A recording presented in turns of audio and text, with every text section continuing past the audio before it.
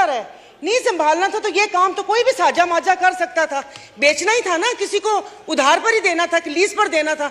ये तो मैं भी कर सकती थी, इतना बड़ा खड़ाक फालने की कौन सी जरूरत थी? साइन ही तो करने थे ना। और सर पीआईए को और वो नहीं करे। और अभी जाते जाते एक बिल इन्होंने पास किए पायलट्स को हायर करने के लिए, और उसमें लिखा हुआ है रेटेड पायलट्स, कैडेट पायलट्स नहीं। कैडेट पायलट मतलब जो माँ बाप कोई मुश्किलों से अपने बच्चों को फ्लाइंग क्लब में डाला हुआ है, वो उनको कहाँ से जॉब मिलेगी?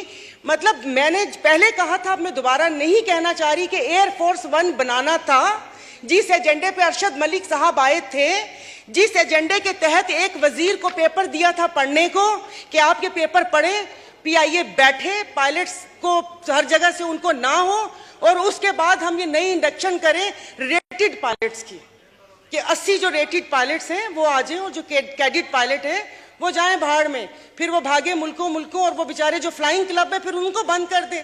मुझे समझ नहीं आ रही जाने से पहले करना क्या चाहते हैं। सॉरी टू से कि भाई आप हमें भी फिर ओलेक्स पे डाल दें।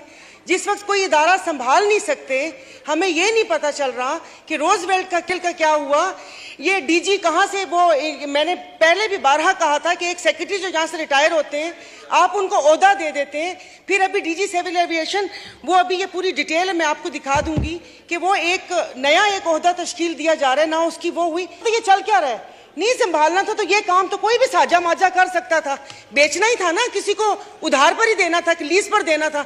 ये तो मैं भी कर सकती थी, इतना बड़ा खड़ाक फालने की कौन सी जरूरत थी? साइन ही तो करने थे ना।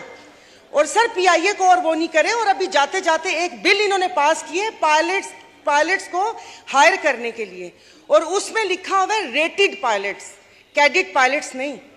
कैडेट पायलट मतलब जो माँ बाप कोई मुश्किलों से अपने बच्चों को फ्लाइंग क्लब में डाला हुआ है, वो उनको कहाँ से जॉब मिलेगी?